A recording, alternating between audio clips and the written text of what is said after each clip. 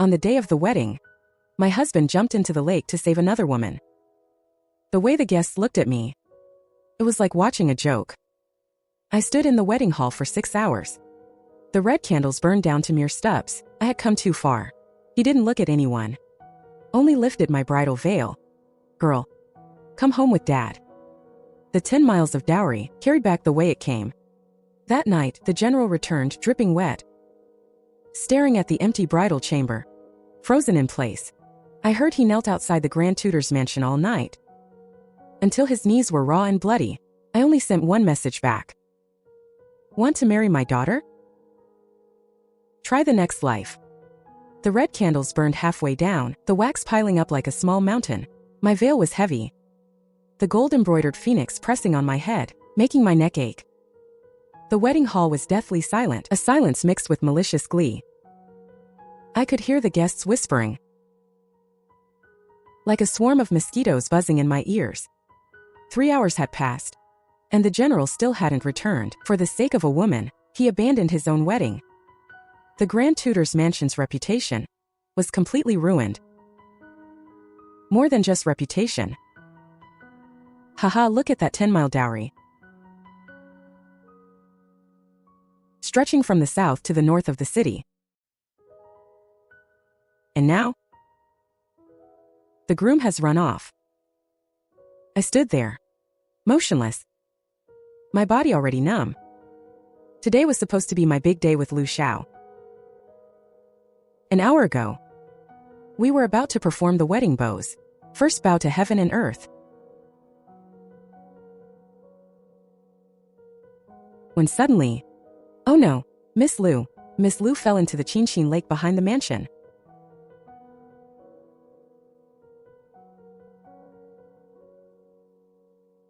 Lu Ruyan, his childhood sweetheart, a distant cousin fostered in the general's mansion, a woman who always wore white, spoke in a soft, delicate voice, and looked like she would faint at a gust of wind. But just before Lu Xiao rushed out, through the gap in my veil, I saw her clearly. Then, she turned and walked toward the backyard. And then, the news of her falling into the water arrived. The guests in the hall went from initial shock to whispering, to the undisguised amusement they show now. Lu Xiao's mother, my future mother-in-law, finally couldn't sit still. Yan Huan, you are a lady of good breeding. You should be sensible. Rian is frail, and she only had this accident because she rushed here to toast your wedding. It's only right for Lu Xiao to save her. What does it look like standing there like that? You're just making a spectacle of yourself. My throat felt like it was blocked by a burning coal. Unable to utter a single word. Sensible? At my own wedding, my husband abandons me to save another woman, and I'm the one who needs to be sensible, watching him throw himself into danger for someone else, while I stand here like a fool, wearing this ridiculous veil, accepting everyone's judgment and mockery. I need to be sensible? Why don't you take off the veil yourself? Are you waiting for Lu Xiao to come back and lift it for you? Don't put on airs as the Grand Tutor's daughter. Once you've entered my general's mansion, you must follow my general's mansion's rules. My father taught me to be polite and to follow the rules since I was a child. I spent 18 years learning those rules, only for them to be, in the most humiliating way, shredded to pieces on my wedding day. The candle flame dipped lower again. Half the guests had already left the hall. Those who remained were just waiting for the final outcome, to see a more complete joke. Lu Xiao's mother had already returned to the back hall to rest, tossing out a how utterly absurd before she left. In the vast wedding hall, only I remained, along with those priceless yet deeply ironic dowry gifts. Just as I felt I couldn't hold on any longer, and my bones were about to collapse, a commotion broke out at the entrance. A figure walked in against the light. That stern, imposing face showed no expression. It was my father, the current Grand Tutor Ji Hong. His gaze had been fixed on me from the moment he entered. Everyone held their breath, wanting to see how the Grand Tutor would handle this. Would he scold his daughter for being unreasonable, or would he humble himself to beg for a resolution for the general's mansion? My father said nothing. He simply raised his hand and gently lifted my red veil. The moment the veil fell, the tears I'd held back for hours finally spilled over. I looked into my father's eyes, those eyes that had read countless memorials and seen through the world. There was no blame, no disappointment, only overwhelming heartache. Girl, come home with Dad. He didn't say anything else, but turned to the guards he'd brought and gave a second order. Take back every single piece of the dowry. The guards began to move, carrying the red wooden chests marked with double happiness out one by one. The guests were stunned. This wasn't a resolution. This was tearing the place down. Taking the entire dowry back exactly as it came was even harsher than a public slap in the face. It was telling everyone in the capital that the G family's daughter would not be married. I followed my father, walking out step by step. The moment I stepped out of the hall, my spine straightened again. The wind dried the tears on my face and blew away the last of my illusions about Lu Xiao.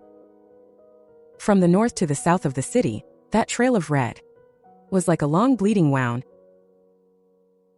carved into the capital that dusk. Back at the Grand Tutor's mansion, it was already pitch black. The servants stood on both sides, holding their breath, not daring to make a sound. My father dismissed everyone and personally helped me back to my room. Everything in the room was just as it had been before I left. The scriptures I hadn't finished copying were still on the desk, as if that sensational wedding had just been an absurd dream. Father poured me a cup of hot tea, watching me take small sips. Today's events, you don't need to take them to heart. The fault is not yours. I held the warm teacup and shook my head. Father, I'm not wrong. But I've become the laughingstock of the capital. A laughingstock? Whoever dares to laugh, I will make sure they never laugh again. My daughter, Ji Hung's daughter, even if she doesn't marry, will be protected for the rest of her life. No one will be able to bully her. The Lu family are the heads of the military, holding the power of the army. If we do this, the military power is granted by His Majesty, not by his Lu family. If he can abandon you at his wedding for a woman, he could abandon the emperor for something else tomorrow. Such a person, can His Majesty truly trust?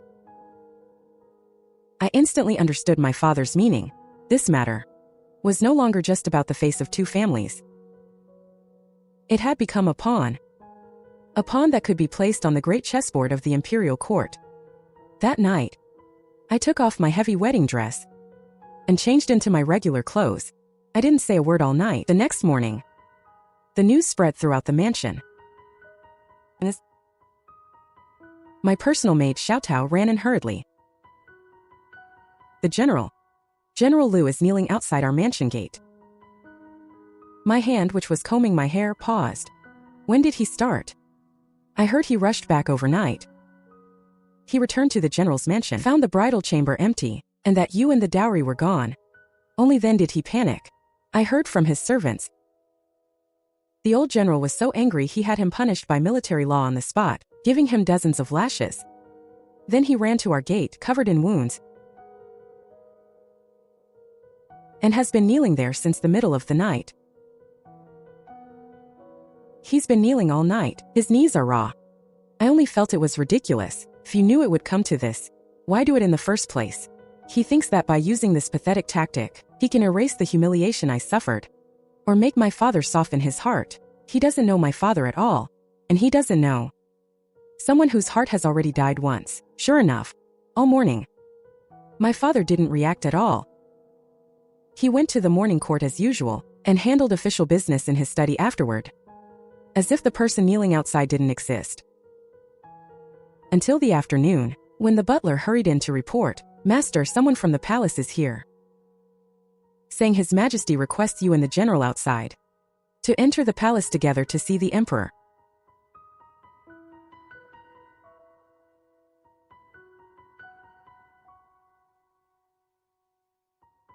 to pass a message to General Lu.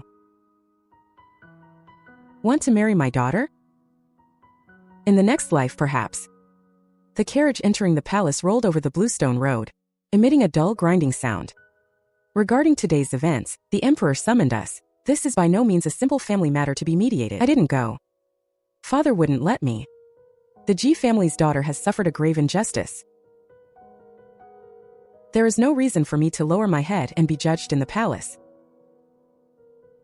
If anyone should go, it should be Lu Xiao, arriving with a grand wedding procession, following all the proper marriage rites to invite me again.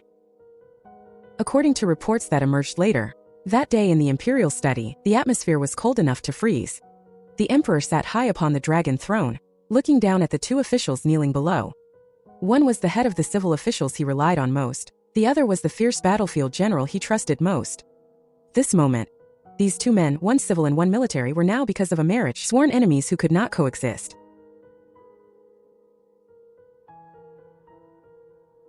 Your Majesty, Your Majesty. Every mistake is mine, all mine. I was momentarily confused. And I failed Yan Huan. I also failed the trust of the Grand Tutor. I am willing to accept any punishment. I only ask that Your Majesty and the Grand Tutor might give me another chance. Let me make amends for my mistakes.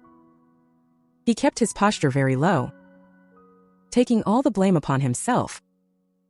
Sounded like he was taking responsibility, but this sense of responsibility came far too late. My father Ji Hong, from beginning to end, did not even spare him a glance. A Minister Lu. You were indeed confused. Marriage is not child's play. You left the Grand Tutor's daughter waiting in tears at the wedding hall for 6 hours, making her and the Grand Tutor's estate the laughingstock of the capital. You handled this matter very poorly. Ministeri. I know you are angry. Your daughter is the apple of your eye. And to suffer such an injustice, anyone would find it unbearable. However, Lu Xiao has, after all, rendered great military service to our dynasty, and the peace of the northern frontier relies heavily on him. If your two families become enemies because of this, it will be detrimental to the court's stability. If it were anyone else, perhaps they would have stepped down from the ledge. But my father is Ji Hong. He raised his head, looking directly at the Son of Heaven on the dragon throne. Your Majesty, this old minister has only this one daughter. Since childhood, I have taught her to be well-read and virtuous, to strictly follow the rules, and I thought I had found her a perfect match. Entrusting her to a man she could rely on. The irony is, this man on her most important day, for the sake of another woman, cast her aside like a worn-out shoe. Your Majesty speaks of the court's stability as the priority. But this old minister dares to ask Your Majesty, a man who cannot even honor his own wife, a man who can so easily betray his vows. How can you trust that he will keep his promises to the monarch and the country? Today, he can abandon his bride at the altar for personal desire. In the future, will he abandon something else? Will he abandon the cities and people he has sworn to protect? Once these words were spoken, the air in the entire imperial study froze. My father had elevated Lu Xiao's personal moral failure to a direct questioning of his loyalty and capability as a general. This was no longer a family matter. This was shaking the very foundations of the state. Lu Xiao suddenly looked up, his face as pale as paper, his lips trembling, but he could not refute a single word.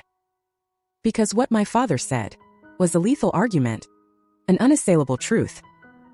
The emperor's expression also became exceptionally grim. He looked deeply at my father. After a long silence, he slowly spoke. Minister Ji, what is your meaning? I understand. Lu Xiao, you may withdraw first. Go back and think it over carefully.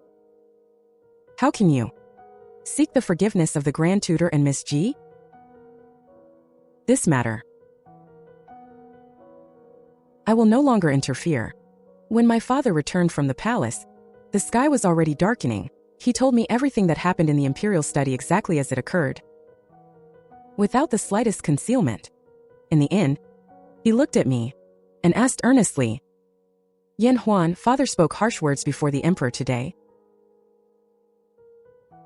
severing all possibilities between you and Lu Xiao. Do you blame father?"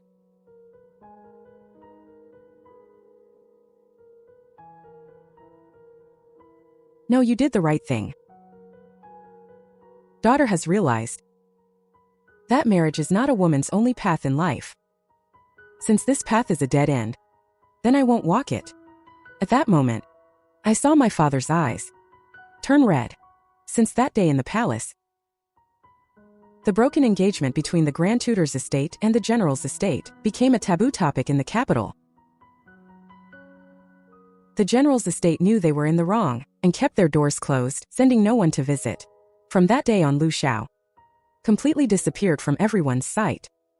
I heard he was placed under house arrest by the old general, reflecting on his mistakes at home every day. The bluestone path outside the estate gate finally returned to its former tranquility. My life also seemed to return to the right track. Every morning, I would accompany father for breakfast, then go to the study and help him grind the ink, organizing the mountains of memorials and official documents. I read very quickly and learned very fast. Father never avoided me when handling government affairs, and would even intentionally or unintentionally give me pointers. He seemed to be truly grooming me as a successor to his legacy, rather than just a daughter raised in the inner chambers. Such days were peaceful and fulfilling. That afternoon, I was organizing my old dowry list. Those items that once held all my beautiful fantasies. This moment in my eyes were nothing more than cold, lifeless accounts. Just cold accounts. Xiao Tao walked in from outside, her expression somewhat strange. "Outside, there are some rumors about you. They say that I am jealous, or that I am relying on my father's power to show no mercy to the general's estate. It's nothing more than that. Miss, how did you know?" "Of course I know. The general's estate suffered such a great loss, and Lu Xiao's mother is such a petty and narrow-minded person. If they didn't stir up trouble behind our backs, that would be the strange thing. For the past half-month, I had Xiao Tao quietly gather quite a bit of news about the general's estate. I knew Lu Xiao was under house arrest, but Lu Ruyan, that pitiful, innocent-looking white lotus, had been taken into her courtyard by Lu Xiao's mother. She was personally cared for and publicly declared to be a poor, orphaned girl, adopted as a goddaughter. How ridiculous! The woman who caused her son's marriage to break and the family to be shamed turned around and made her a precious goddaughter. This is hardly just adopting a goddaughter. This is clearly a provocation toward me, a demonstration against the entire Grand Tutor's estate. They say you couldn't tolerate Miss Lu before you were even married, and that you had repeatedly made things difficult for her, and that on the wedding day you intentionally provoked her, causing Miss Lu to be anxious and upset, and accidentally fall into the water. This is simply twisting the truth. Miss, we cannot just let them ruin your reputation like this. Don't worry. Let them talk. The more outrageous the things they say now, the more painful the slap in the face will be later. My gaze fell upon a page in the account book. It recorded a set of 12-month flower goddess white porcelain tea sets, hand-fired by a master of the previous dynasty. Exquisite and peerless, worth a fortune. I remember. Lu Xiao once mentioned it inadvertently. He said Lu Ruyan liked white porcelain the most. Xiao Tao, go to the storeroom and take out this set of 12-month flower goddess tea sets.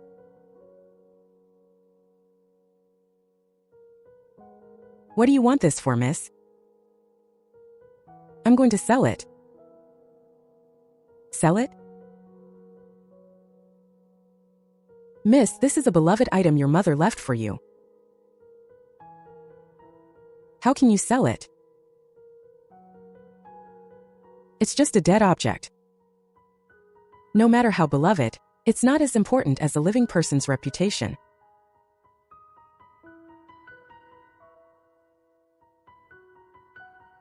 And I'm not just selling it anywhere.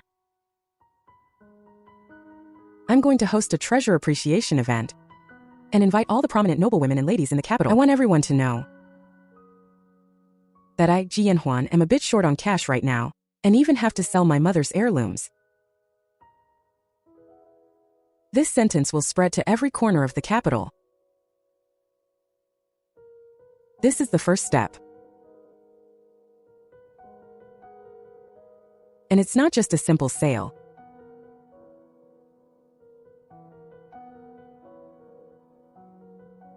Do you want everyone to know that our household had the dowry returned, and that we lost so much in bride price gifts that we're now short on cash? It's more than that. People naturally sympathize with the underdog. When a wronged underdog has to sell her mother's heirlooms just to maintain appearances, who do you think people will believe? What I'm doing is more than just fishing for sympathy. I'm going to use this treasure exhibition to put Lu Ruyan and the general's household on the hot seat. I want to see when this tea set she's been dreaming of appears at the exhibition, whether she'll be tempted, whether she'll get Lu Xiao to buy it. If she isn't tempted, it just proves her previous affection was all an act. If she is tempted and gets Lu Xiao to buy it, then that's even better. A man who just abandoned his fiancée turns around and spends a fortune to buy his ex-fiancée's mother's heirloom for another woman. This show will be much more exciting than mere rumors. Inside the general's household, the atmosphere was as tense as the sea before a storm. The old General Lu Xiao in full military uniform sat in the main seat, his face livid. On the floor before him knelt Lu Xiao, dressed in casual clothes, but unable to hide the wounds on his body.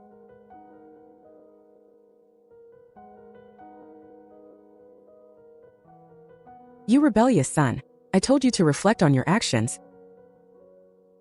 What have you been thinking about? Father, your son knows he was wrong.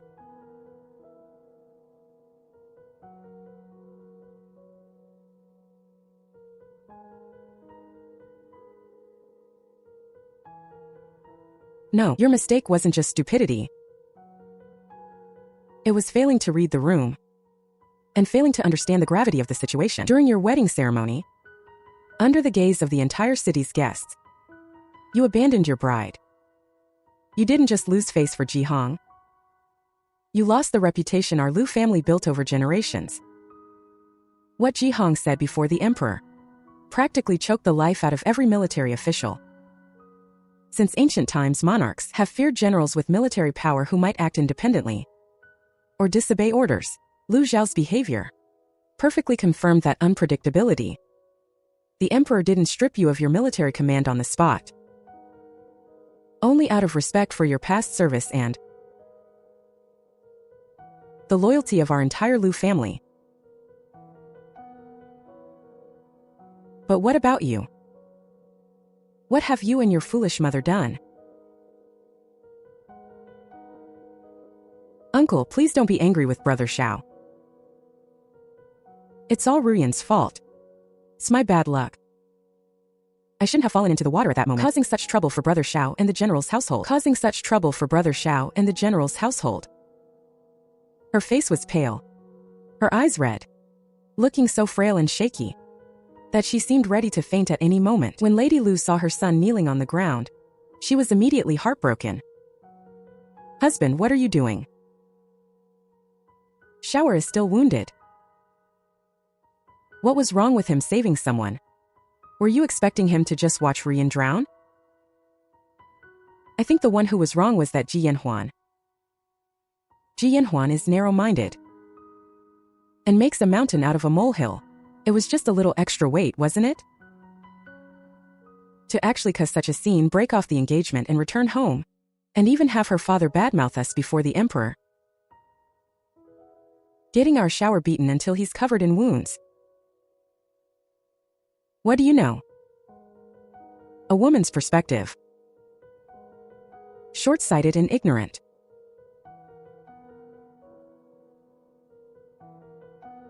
I am a woman, so what? Ruyan is such a good girl. Gentle and sensible. Well-read and polite. She's nothing like that Ji Yanhuan, who is arrogant and overbearing, bullying others with her status. Shower, listen to your mother. That kind of woman is not worth having. Once the storm blows over, I'll make the decision to let you marry Ruyan. Mother, please stop talking. Lu Xiao hurriedly interrupted her, his expression becoming even more troubled, and Lu Ruyan standing to the side. Hearing this, a flash of glee crossed her eyes. Uncle, Aunt, please, I beg you, don't argue over me anymore. Ruyan is a jinx. I only bring disaster to those around me. Brother Xiao, you should go and invite Sister Yanhuan back. As long as you two can reconcile. Ruyan is willing to leave the capital immediately, to live out the rest of my life in solitude with nothing but a lamp and a Buddha statue. This act of feigned retreat, paired with her miserable appearance, instantly struck the softest part of Lu Xiao's heart. He hurriedly stepped forward to help her up, his eyes full of heartache and guilt. Ruyan, what are you saying? Your health is so fragile. Where could you go if you left the general's household? How could I let you live that kind of life? He looked at the frail woman in his arms, then looked at his overbearing mother and furious father. Feeling completely torn, he knew he had wronged Ji Yanhuan. But looking at Lu Ruyan like this, he couldn't bring himself to be heartless. He felt trapped in the middle, burdened by responsibilities he couldn't shed. The old General Lu Xiao watched this scene, feeling as if a mouthful of blood were stuck in his chest. He finally understood. His son was completely wrapped around this woman Lu Ruyan's finger. He slumped back into his chair, closed his eyes, finding it annoying to even look at them. Fine. I'm done with it. Solve your own mess. Just don't forget, Ji Hong is not someone to be trifled with, and his daughter is no pushover either. The seeds you've sown today will inevitably bear fruit you cannot bear. After saying this, he stood up, flicked his sleeves and left, leaving behind a room full of absurdity and chaos. Lady Lu watched her husband's departing back, curled her lip in disdain, then turned to take Lu Ruyan's hand, comforting her gently. Good child, don't be afraid. With me here, no one can bully you. That Yanhuan, she's just bluffing now. I want to see how a woman who has been divorced by her husband's family will manage to stand in the capital in the future.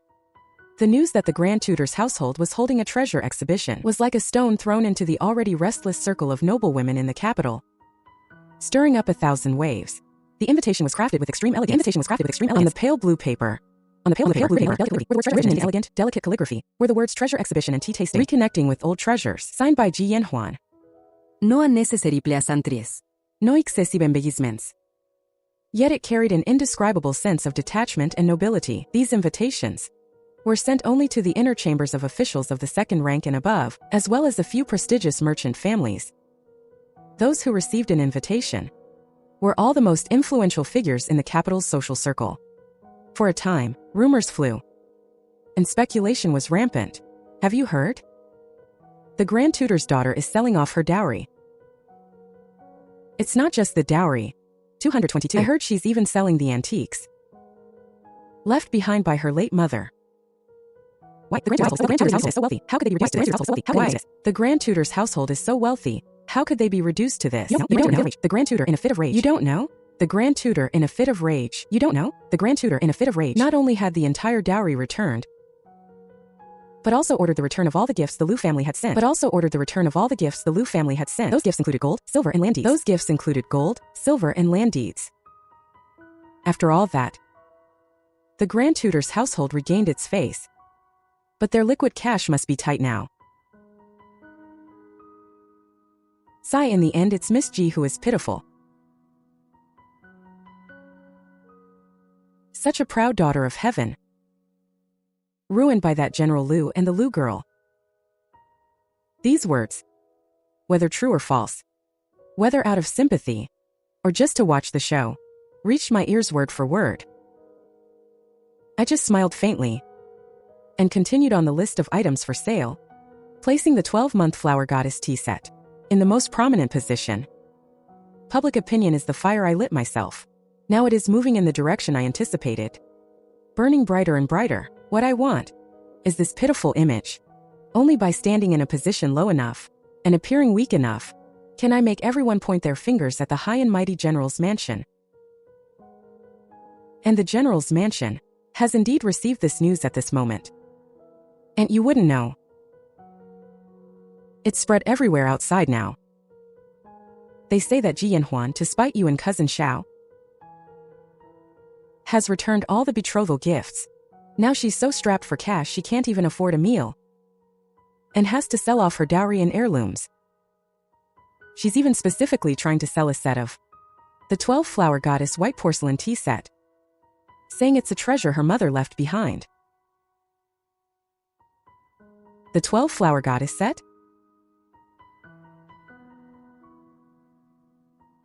I told you she was just bluffing. A woman who's been dumped, without her husband's family to back her up. Even if her father is the Grand Tutor, can he really protect her for the rest of her life? Ha ha ha. Now she knows what it's like to be broke. Serves her right. She was gloating, but didn't notice that Lu Ruyan, who was massaging her legs, stiffened suddenly. Upon hearing the words 12-flower goddess, a burning, intense light instantly burst forth in her eyes. That tea set she had once seen described on Ji Yanhuan's dowry list. Pure white as jade, thin as a cicada's wing, translucent when held to the light. Each cup was painted with the lifelike monthly flower goddess. It was a masterpiece by a master ceramicist from the previous dynasty, a priceless treasure. She had dreamed of owning it, not just because of its beauty and rarity, but because it once belonged to Ji Yanhuan and was her mother's heirloom. If she could get Lu Xiao to buy it himself and present it to her, that would be the ultimate humiliation and victory over Ji Yanhuan. That whole day, Lu Ruyan seemed restless. By evening, when Lu Xiao came to see her, she was sitting by the window, weeping before a solitary lamp. Ruyan, what's wrong? These past few days, he had been grounded at home, suffering internally. And only here with Lu Ruyan could he find a moment of peace. Lu Ruyan turned back, looking at him with teary eyes. I'm fine, Brother Xiao. I just heard some rumors outside. And I feel sad for Sister Yanhuan. Heard. Sister Yanhuan is going to sell her mother's heirlooms, including a set of her most cherished white porcelain tea set. I remember you once said, Brother Xiao, that the tea set was a peerless treasure. Sister Yanhuan must be very short on money to do such a thing. It's all my fault. If it weren't for me, she wouldn't have. Her words were like needles, stabbing at Lu Xiao's heart. Of course he knew that tea set. He still remembered when he first saw that dowry list and had smiled at Ji Yanhuan, saying, Ruyan loves white porcelain the most. When she sees this tea set later, she will surely be envious. How did Ji Yanhuan answer at the time? This is a memento my mother left me. I will treasure it for the rest of my life. Treasure it for the rest of her life, but now she has to sell it. Lu Xiao's heart felt like it was being gripped by an invisible hand, hurting so much he couldn't breathe. He knew that Ji Yanhuan was doing this just to show him. Seeing his pale face, Lu Ruyan knew the time had come. She gently tugged at Lu Xiao's sleeve, her voice filled with a hint of pleading and longing. Brother Xiao, I just think that's such a treasure. If it falls into the hands of a merchant who doesn't know its value, it would be such a pity. It's so beautiful. It should be cherished by someone who understands it. She didn't say it explicitly, but every word was a hint. Lu Xiao looked at her face, which was full of longing, his heart torn in conflict. He knew this was a trap set by Ji Yanhuan, a trap to make him choose again. In front of all of the capital, if he goes, it's self-inflicted humiliation. If he doesn't, he can't face Lu Ruyan's teary eyes. Finally, as if he had made up his mind, he closed his eyes tightly and nodded. I understand. I will go to the treasure viewing event. The treasure viewing event was held in the West Flower Hall of the Grand Tutor's mansion. It wasn't as grand as the main hall where countless banquets had been held, but it was exceptionally elegant, bordering a delicate Suzhou-style garden. The hall was furnished with a few pieces of rustic furniture. An elegant agarwood incense burned in the four corners. I was wearing a simple moon-white dress, with only a white magnolia hairpin in my hair. Ibura no makeup. Yet it only made my skin look like snow, and my features like a painting. I didn't sit in the main seat, but walked through the hall like an ordinary hostess, personally serving fresh Junshan silver needle tea to the ladies I knew well. My demeanor was calm, even carrying a faint smile. But this calmness, in the eyes of others, became a heartbreaking display of strength. The Grand Tutor's daughter has become so much more composed. Indeed, after experiencing such things, to still be so unperturbed. If it were anyone else, they would have died of grief in their boudoir long ago. Look, she's lost so much weight. And her complexion is so pale, it's truly heartbreaking. Sigh, that General Lu is truly blind. I listened to these hushed discussions, my heart completely unmoved. I walked to the center of the hall, where fine purple sandalwood shelves displayed the items to be sold today in an orderly fashion. There were paintings and calligraphy by famous masters of the previous dynasty, imperial gifted jade carvings, and several pieces of jewelry my mother had carefully collected. Each piece was priceless, and each drew gasps of admiration. But everyone's gaze was ultimately drawn to the tea set in the very center. It was placed alone on a tray covered in black velvet. Is this the legendary 12-flower goddess cup? It truly is a rare treasure. Such a treasure. Is Miss G really willing to sell it? I walked to the tray, gently stroking the cold surface of the cup, my voice not loud, but enough for everyone present to hear. My mother often said while she was alive that the beauty of an object lies in its circulation. If I can find a new owner for them who truly knows how to appreciate and cherish them, it would be fulfilling their destiny. Inviting you all here today is to find a new beginning for these old things. My words were elegant, and my posture was perfect, upholding the dignity of my family, while confirming the rumors of my financial hardship.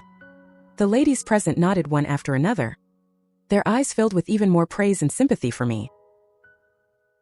Just as the atmosphere in the flower hall reached a delicate harmony, a servant at the door suddenly announced loudly, "General Lu from the General's mansion has arrived." Instantly, the noise and whispers in the hall were like being pressed on a pause button. Everyone's gaze turned toward the door in unison. I saw Lu Xiao in a dark, plain outfit, his figure tall and straight, but he couldn't hide his exhaustion and haggardness. His gaze passed over all the stunned faces and landed directly on me. I met his gaze without flinching. My heart was as calm as a stagnant pool.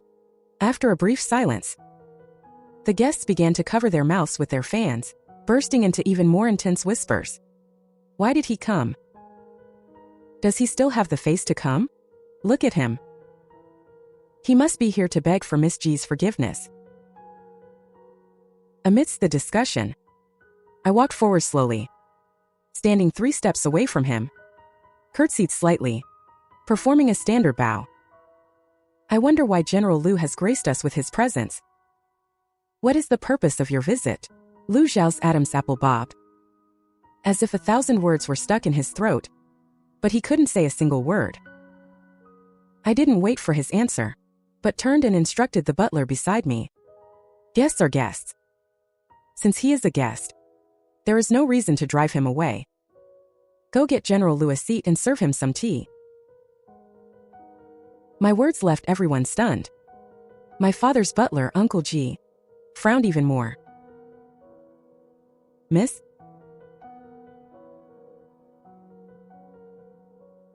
Go bring General Lu a chair and serve him some tea. Yes. Our manor is open for business. And we don't have a rule against turning away guests. Business guests. These 2 words felt like 2 sharp slaps across Lu Xiao's face. His complexion turned paler than paper in an instant. Steward Ji glanced at my firm expression, then at Lu Xiao, who looked ashen at the door. He finally sighed and waved for a servant to bring a chair, placing it in the very last row. Lu Xiao, stiff as a board, under everyone's gaze, sat in that seat which represented pure humiliation. He was like a late, uninvited, and most unwelcome guest, sitting there all alone, subjected to the slow torture of the room's pitying, mocking, and gloating stares. I knew my first move had landed firmly. I didn't look at him again. As if he were nothing more than insignificant background noise, I continued to smile and chat with the guests, introducing the history and stories behind every item. In every gesture, I carried the poise and grace of a noble daughter. Soon, it was time for the most important part. I walked over to the 12-flower goddess tea set myself and signaled for my maid to show it to everyone. Xiao Tao carefully picked up one of the cups painted with winter plum blossoms and held it up to the light. The milky white walls of the cup became translucent in an instant. The faint drifting plum branches and the flowing robes of the fairy looked so clear they seemed ready to step right out of the cup. What a beautiful sight! Sparse shadows across the clear water, faint fragrance drifting in the evening moonlight. Truly a divine masterpiece. My late mother loved plum blossoms most of all, and she loved this cup the most. She used to say, a woman should be like the plum blossom, unafraid of the bitter cold, standing proudly on the branch. Only then can she possess true fragrance. It is a pity that such a treasure must now find a new owner. This tea set consists of 12 cups in total and 1 teapot. It will not be sold separately. The starting price is 5,000 taels of silver. 5,000 taels. As soon as this price was announced, the whole room was stunned. This was nearly the entire fortune of a mid-level wealthy merchant. That was exactly the price I wanted. I didn't want it bought by some unknown merchant. I wanted the price to be so high that only a few could afford it.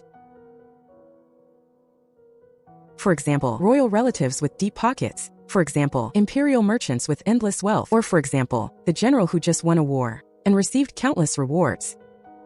For a moment, no one in the hall made a bid. Everyone's eyes drifted, intentionally or not, toward Lu Xiao in the corner. It had become a riddle. Everyone wanted to see if this general, who abandoned his fiancée for his soulmate, would once again, for that woman's sake, spend a fortune. Lu Xiao's face was ghastly. He sat there, his back straight as a rod, his hands clenched into tight fists, the veins on the back of his hands bulging. He could feel countless gazes piercing him like knives. He knew. If he spoke up today, his reputation for favoring a concubine over his wife and being heartless would be set in stone. He would become the biggest laughingstock in the capital. But before he came, Lu Ruyan's tear-streaked face and her words, "Brother Xiao, this is the only thing I long for," kept haunting his mind. He was caught in an unprecedented dilemma. Time ticked by second. Just as everyone thought the scene would end awkwardly with no bids, Lu Xiao finally stood up. "I bid 6,000 taels." The moment his words landed, the hall went so quiet you could hear a pin drop. Then came the irrepressible collective gasps of the crowd. He actually bought it. I looked at him, still wearing that polite smile. But deep in my eyes, there was nothing but bottomless ice. General Lu is truly generous. Since the general is so sincere, then this 12-flower goddess set belongs to you. I signaled for Xiao Tao to carefully pack the tea set. Lu Xiao took a stack of silver notes from his robe and handed them over. I took the notes, didn't even look at them, and handed them directly to Steward Ji behind me. Then facing Lu Xiao, I bowed slightly. "Many thanks for your generosity, General Lu, for helping me in my time of urgent need. I am truly grateful." I emphasized the words urgent need very clearly. Lu Xiao swayed slightly, his lips trembling, as if he wanted to say something, but in the end not a single word came out. He took the brocade box from the servant and practically fled in disgrace. Watching his panicked retreating figure, the guests could no longer hold back, and the sound of gossip rose like a tide. "He's crazy, he's truly lost his mind. He's lost all shame for a woman. 6,000 taels. Just to buy a tea set to please that Lu Ruyan. The general's salary probably can't handle such extravagance. Now Miss Ji and the general's manor have completely burned their bridges. There's no turning back now." Amidst this noisy chatter, I walked to the center of the hall and held up the stack of silver notes. "Ladies and gentlemen, all proceeds from today's exhibition, totaling 9,300 taels, I have decided to donate every single cent to the Sen Hall to provide relief for the families of the soldiers who sacrificed their lives in the Northern War." My words were like a thunderclap exploding in the hall. Everyone stared at me in stunned silence. I scanned the room, my gaze clear and firm. Our nation's soldiers, to protect our homes and country, gave their lives on the battlefield. They traded their lives for our peace. As citizens of the Great Yong, we can enjoy this peace only because they carry the burden for us. Though I am but a woman, I wish to do my small part for the families of these heroes. After speaking, I solemnly handed the stack of silver notes to the official sent by the highly respected Grand Princess who oversees the Sen Hall. The official took my hand, moved, and said repeatedly, "Miss Ji has a heart of gold. On behalf of the widows and orphans, I thank you for your great kindness." This moment, the room was silent. All the previous pity regarding my supposed financial ruin and selling of assets instantly transformed into a sense of profound respect. I used Lu Xiao's 6,000 taels to buy myself a reputation that will shine throughout the capital. He used those 6,000 taels to buy himself a legacy of infamy that can never be washed away. This battle, I won. I won it clean and decisive. When Lu Xiao returned to the general's manor, it was already late at night. The brocade box he held in his hands felt like it weighed 1,000 pounds, making every step he took incredibly difficult. He had become a disgrace to the general's manor and a laughingstock for the entire capital. Passing through the silent courtyard, he headed straight for the Tingyu Pavilion where Lu Ruyan lived. The lights were still on there, the dim candlelight shining through the paper windows, the only warmth he could think of at this moment. Pushing open the door, a faint scent of medicine mixed with incense wafted toward him. Lu Ruyan was sitting at her vanity. Clearly having waited for a long time, hearing the movement, she turned around pleasantly surprised. When her gaze fell on the brocade box in Lu Xiao's hands, her eyes lit up instantly. All signs of illness and sorrow vanished, leaving only a kind of near-greedy ecstasy. She rushed forward impatiently, reaching out to take the box. "Brother Xiao, you're back. You actually bought it back." Lu Xiao didn't move. He let her take the brocade box. His body was as stiff as a stone. His heart felt completely numb. Lu Ruyan placed the box on the table as if it were a priceless treasure. She opened it with great care. When the shimmering 12 flowers tea set was fully revealed before her eyes, she let out a sigh of satisfaction. "It's beautiful. Even more beautiful than the rumor suggested." She obsessively stroked the cold, smooth surface of the cups, unable to put them down. "Brother Xiao, thank you. I knew I was the one you cherished most in your heart." She looked up, lifting her face with a triumphant smile, expecting Lu Xiao's embrace and affection. However, what she saw was a face devoid of color, filled with exhaustion and emptiness. "Brother Xiao, what's wrong? Why do you look so pale? Did Jianhuan give you a hard time again?" Lu Xiao looked at her, looking at the undisguised possessiveness in her eyes, no longer seeing even a trace of the pure, untainted image he remembered. For the first time he felt that the woman before him was so like a stranger. Slowly, word by word, he told her everything that had happened at the treasure auction. As he spoke, the joy on Lu Ruyan's face faded bit by bit, replaced by shock and disbelief. How dare he? Finally, it turned into uncontrollable anger. How dare he? How dare he do that? He's humiliating me. He used the money you gave me to buy things to do a favor, to gain a good reputation, making fools out of both of us. Brother Xiao, how could you let him do that? You should have stood up and stopped him. Lu Xiao looked at her in disbelief. He thought he would receive comfort, or at least a shred of understanding. But what he got was a barrage of accusations. Stop him? In what capacity could I have stopped him? Those were his belongings. The money he got from selling them. How he chooses to handle it is none of our business. Do you think the humiliation I suffered today wasn't enough? In front of all the powerful figures in the capital, I was played like a fool in the palm of his hand. Is all you care about this tea set? Is all you care about your own face? This was the first time he had spoken harshly to Lu Ruyan. Lu Ruyan was stunned. She never expected that Lu Xiao, who had always been so compliant, would speak to her in such a tone. Grievance and anger surged in her heart.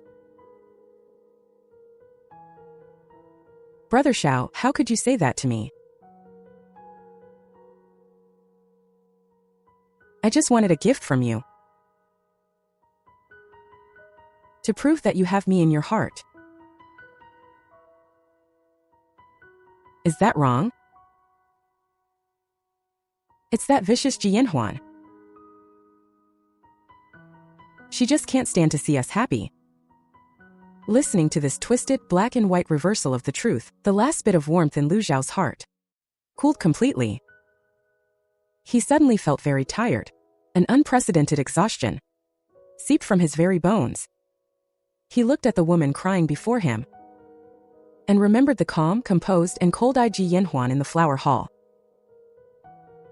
One dragged him into the mud, making him suffer endless humiliation. The other used his money to pave her own path to success, winning applause from everyone. What on earth was he doing? to end up where he is today? Just then, the door was kicked open with a bang. The old general's trusted aide, the steward Lu Fu, stood at the door with an expressionless face. Young master, the old general wants you to go to the ancestral hall immediately. He has questions for you. In stark contrast to the gloom of the general's mansion, the night at the Grand Tutor's mansion was quiet and peaceful. Inside the study, the candles were burning bright. I was sitting across from father playing chess. Father Jihong held 2 black pieces. Not placing them for a long time, he looked at the chessboard, but his gaze seemed to pierce through the game, landing on me. Regarding the treasure auction, you did very well. Advancing by retreating, using his own strength against him, using Lu Xiao's silver to buy your own reputation for benevolence. This move of pulling the firewood from under the cauldron not only made him lose all face, but also left the general's mansion unable to hold its head up morally. I placed my white piece down. Daughter only learned the basics from father. Rather than passively accepting others' pity, it is better to take the initiative, turning that pity into true prestige. Since Lu Xiao wanted to stage a play of risking everything for a beauty, daughter simply went with the flow, setting up the stage for him, letting him perform to his heart's content. Father looked at the path I had blocked on the board, and instead of being angry, he laughed. He stroked his beard. You girl, your thoughts are deeper than I imagined. But you donated that money to the Xiayan Hall to provide for the families of fallen soldiers. This move is certainly brilliant, but it is also equivalent to roasting the Lu father and son over a fire. Lu Zhan has high prestige in the army. Your actions will make the soldiers. How will they view the father and son? That is no longer a matter for daughter to consider. Since Lu Xiao could, for the sake of his own selfish love, abandon the righteousness of the country, he should bear the consequences. The hearts of the ruler and the people have never been maintained solely by past merits. Didn't father often teach me that water can carry a boat, but it can also capsize it? Father heard this and looked at me deeply. In his eyes, besides approval, there was also a hint of complex emotion. He perhaps did not expect that the daughter who once only knew of romance, after experiencing a bone-chilling betrayal, would grow so rapidly. So resolute. You have grown up. From now on, do whatever you want to do. If the sky falls, father will hold it up for you.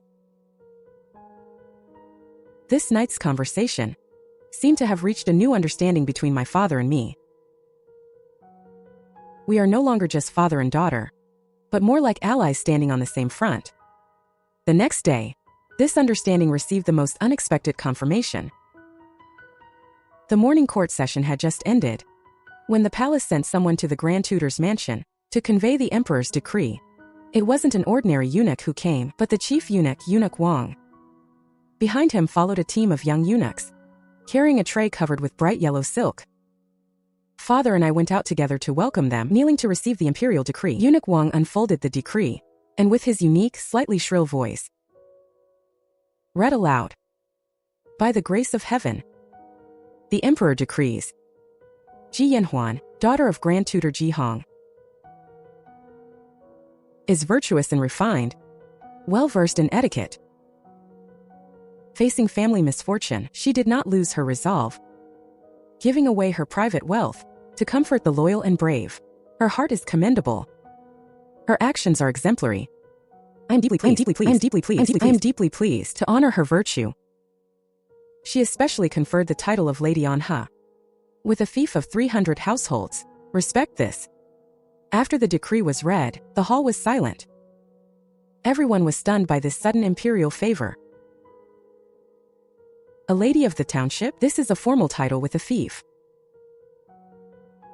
Although it is the lowest rank of nobility for an unmarried woman, especially one who had gone through a broken engagement. This was undoubtedly a tremendous honor. This means my status, no longer just the Grand Tutor's daughter, and certainly no longer the cast-off wife rejected by the general's estate, but a noblewoman, officially titled and granted independent status by the imperial court. The emperor's move was deeply calculated. He didn't intervene directly in the dispute between the general's estate and the Grand Tutor's estate, but with a single imperial decree of reward, he made his stance crystal clear. He was telling everyone that he approved of my actions, and that he stood on the side of the Ji family. This was also the harshest slap in the face to the general's estate. The daughter-in-law your estate didn't want has been personally named a lady by the emperor himself. Your cold-heartedness and lack of loyalty only served to highlight the Ji family's integrity and righteousness. I raised my hands above my head, respectfully receiving the imperial decree, and bowed to express my gratitude. Your subject Ji Yanhuan. Thanks your majesty for your imperial grace. Long live the emperor, may you live for 10,000 years. I knew that this decree was something Lu Xiao had earned for me. With his stupidity and disgrace, he pushed me step by step onto this pedestal that never belonged to me. From this day forward, between him and me, we are no longer just a resentful couple, but worlds apart. The news of the Ji family being titled Lady Anha spread like wildfire, reaching every street and alley of the capital within a day. The storytellers in the tea houses and taverns immediately turned the event into new tales.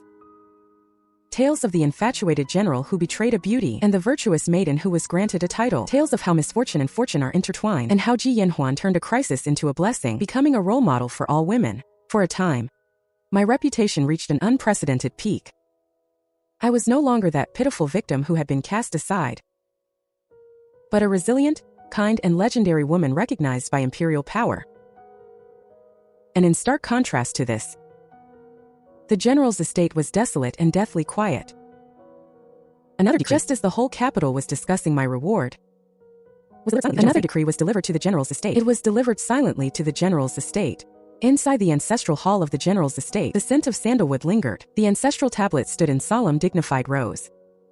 Lu Xiao had been kneeling on the cold stone floor for an entire night. Old General Lu Xiao stood with his hands behind his back. In front of him, he hadn't slept all night, and seemed to have aged 10 years. He didn't beat or scold him, he didn't even lecture him. He just looked silently at his son kneeling on the ground, his eyes filled with disappointment. Just then, the imperial chief eunuch Wang, arrived with an imperial decree. Once again, this time, his face lacked the warm smile he had at the Grand Tutor's estate, replaced by a cold, professional indifference. General Lu Xiao received the decree. Lu Zhan and Lu Xiao's hearts sank at the same time. Kneeled to receive the decree. Eunuch Wang unfolded the scroll, his voice sounding exceptionally clear in the empty ancestral hall, and exceptionally cold. The emperor decrees. General Lu Xiao, a talented youth who has served the country well, has recently acted recklessly, lacking personal integrity, causing disharmony in his household, and creating public scandal. He has truly failed to live up to expectations. To serve as a warning to others, effective immediately, he is stripped of his position as deputy commander of the northern border camp, fined 1 year's salary, and confined to his home for 3 months to reflect on his mistakes. He is not to leave without imperial order. May he reflect on his actions and truly repent. This is the decree. Stripped of his military rank, confined to his home. This decree was heavier than any military flogging or scolding. For a general, military power is his life and his glory. Now, the emperor had personally taken away what he was most proud of. Although it was only the position of deputy commander, everyone understood. This was just the beginning. I accept the decree. Lu Zhan's voice was incredibly hoarse, as if he had used up all his strength. Lu Xiao was completely frozen. He knelt there, like a soulless stone statue. It wasn't until Eunuch Wang placed the decree in his hands that he shuddered as if waking from a dream. Stripped of his military rank, these 4 words were like 4 sharp knives, stabbing deep into his heart. He remembered struggling in the military camp since he was a boy, He remembered the military achievements he had earned at the risk of his life. He remembered the vow he had made to his father to surpass the ancestors of the Lu family and become a legendary general. Now, all of this, because of his ridiculous sense of loyalty to a woman, had vanished into thin air after Eunuch Wang left. The ancestral hall fell into a deathly silence. After a long time, old General Lu Xiao spoke slowly. "You heard the decree clearly, didn't you?" "Yes, father. From today on, you are no longer the deputy commander of the northern border camp, but merely a commoner idling at home. Do you understand what this means?" Lu Xiao didn't answer. He just knocked his head heavily against the floor. Of course he understood. It meant all his efforts had gone down the drain. It meant that in the imperial court and the military, he would become a laughingstock. It meant that the century-old reputation of the Lu family had been stained because of him. Lu Xiao looked at him, the last glimmer of hope in his eyes extinguished. "Reflect on your actions." The old general dragged his weary steps and turned to leave the ancestral hall. His back looked desolate and lonely. In the vast ancestral hall, only Lu Xiao remained. He knelt before the ancestral tablets, clutching the cold imperial decree tightly in his hands. In his mind, scenes flashed uncontrollably. It was the day of the wedding. Ji Yanhuan wearing her bridal gown, standing quietly in the ceremonial hall. It was at the treasure appreciation banquet. She was dressed in plain clothes, calmly announcing that she would donate all the proceeds. It was when the imperial decree arrived from the palace. She was titled Lady, looking infinitely glorious. And what about him? To save one woman, he abandoned the happiness that was within his reach. To satisfy one woman's selfish desires, he pushed himself into an abyss of no return. He thought he was upholding his duty to Lu Ruyan, but in reality, it was the most foolish obsession in the world. He had lost completely, and was left utterly broken. He slowly raised his head, looking at the gray sky outside the ancestral hall, and for the first time, tears of regret streamed down his face. He remembered the words sent by the Grand Tutor steward. "Want to marry my daughter? Try in your next life." So, that wasn't just an angry remark, but a verdict that had long ago seen through his ending. A judgment. The decree granting the title of Lady Anha was not just an honor, but also brought a whole set of matching ceremonial regalia and status symbols. On the third day after the decree was issued, the Palace Bureau of Attire sent over the official robes for a lady. Sent along with them was a private seal carved from top-quality mutton fat jade, with the characters Anha clearly engraved in seal script. I took the robe, which was primarily cyan green and embroidered with auspicious clouds and patterns of sacred herbs. Father watched from the side, his eyes full of relief and pride. He knew this ceremonial robe was the armor I had won through a high-stakes gamble. Although the rank of a lady is not very high, it comes with a fief, and having a title is equivalent to being entered into the imperial genealogy.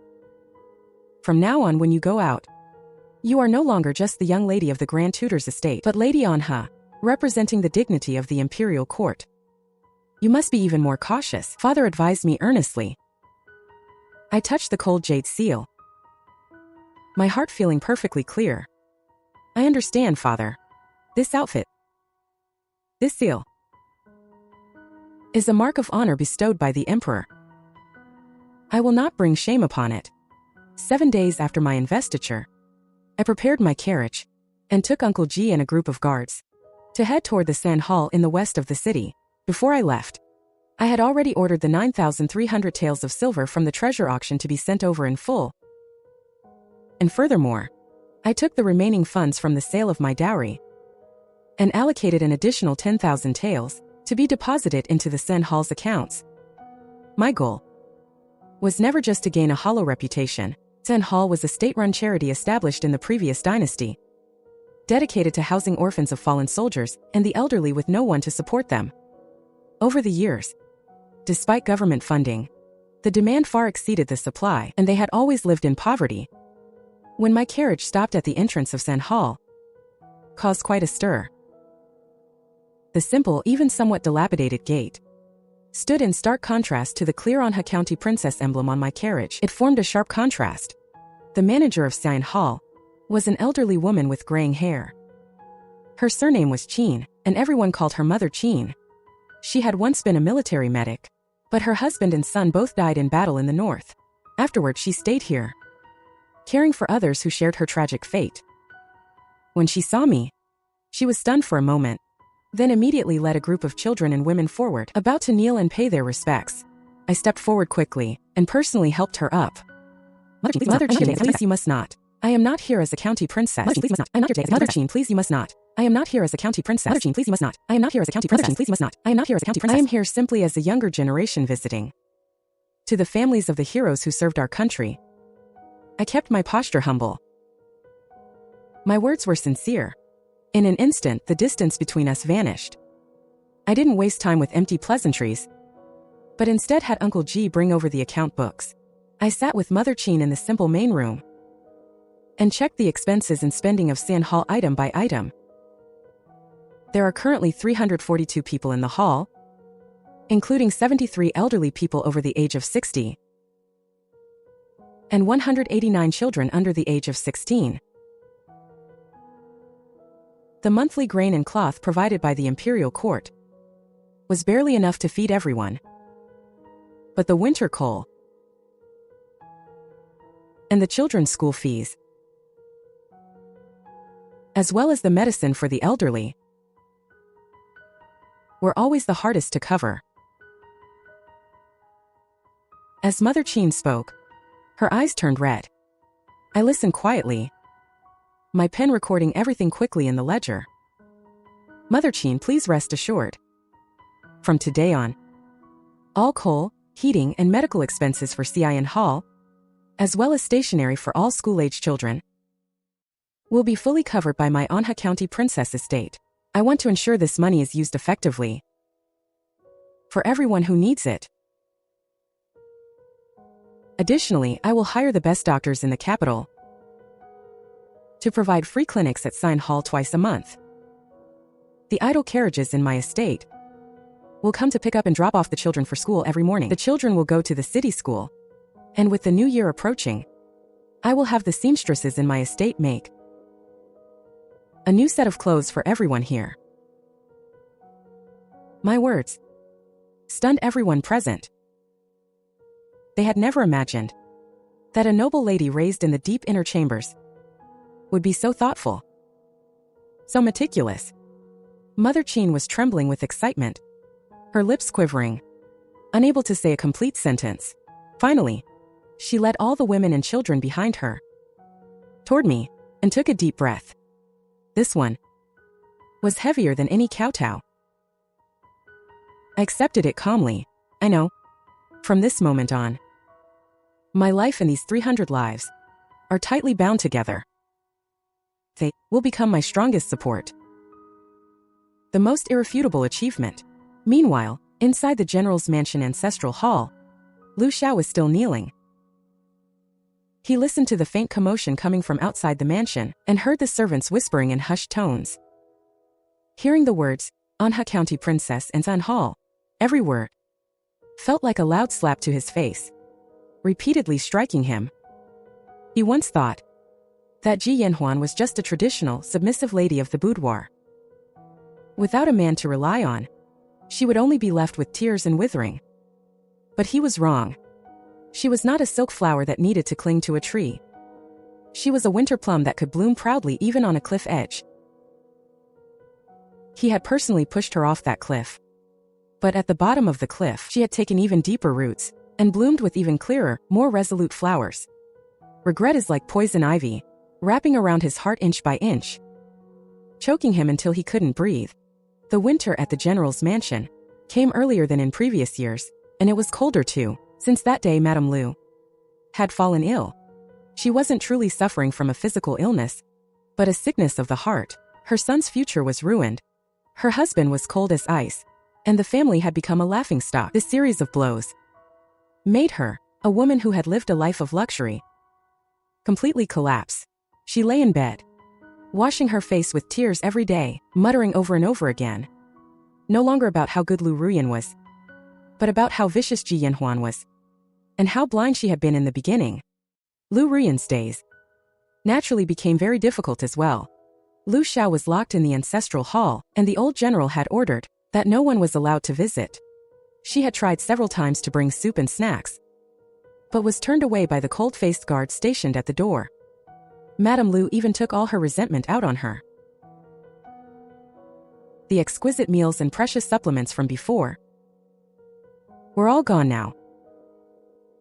In their place were the cold leftovers given by servants who looked down on her. The servants in the mansion no longer greeted her with respectful bows, but instead looked at her with eyes mixed with contempt and schadenfreude. Watching her from afar, whispering to each other, she had gone from being a pampered mistress to be, overnight, to an existence even more awkward than the lowest servant. This huge disparity drove Lu Ruyan nearly insane. She was not reconciled. She had put in so much effort, acted in so many plays, and was so close to success. How could she fail at the very last step? That afternoon, she carried a bowl of ginseng soup she had brewed herself and came to the ancestral hall again. "Let me in. I'm here to bring Brother Xiao some soup. His health is poor. He can't go without food." Without the old general's order, no one can enter. The guards were expressionless, like two iron towers. "Please just make an exception. If Brother Xiao ruins his health from hunger, can you take responsibility for that?" Just then, a voice full of disgust and bitterness sounded from behind her. "You still have the face to come here? You jinx. You've ruined my shower. Isn't it enough yet?" Lu Ruyan turned around and saw Madame Lu supported by two maids, glaring at her with eyes full of venom. The elegance and luxury of the past were completely gone. Lu Ruyan immediately put on a tearful expression.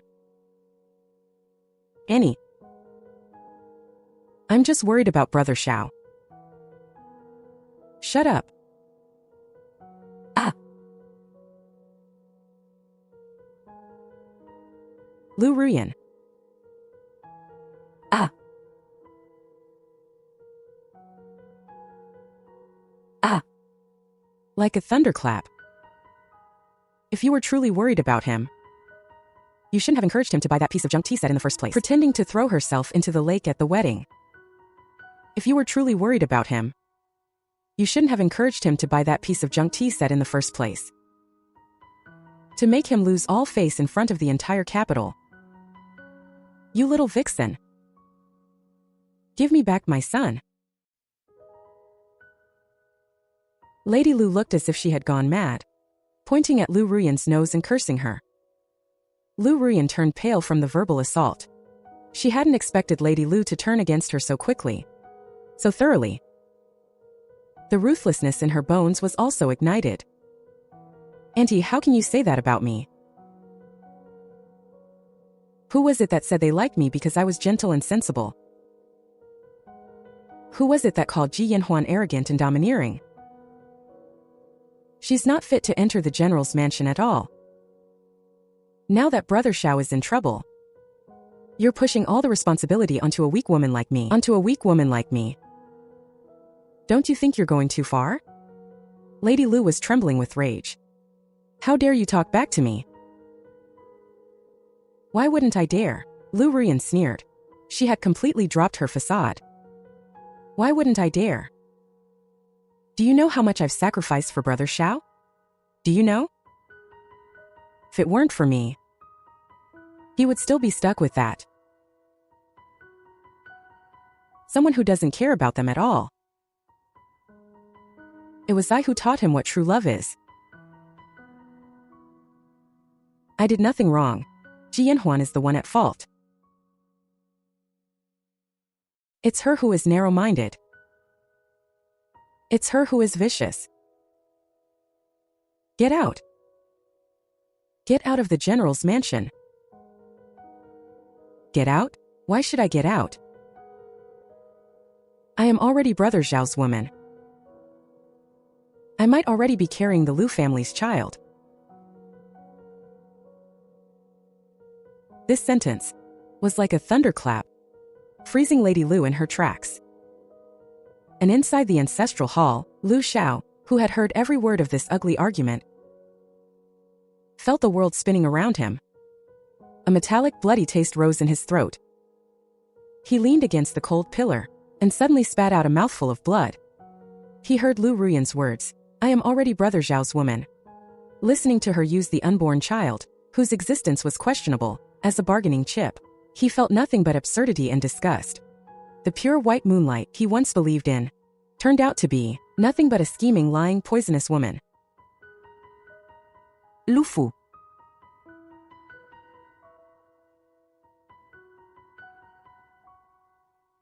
Young master. Pass on my orders. From now on, Lu Ruyan is forbidden from stepping foot into the ancestral hall ever again.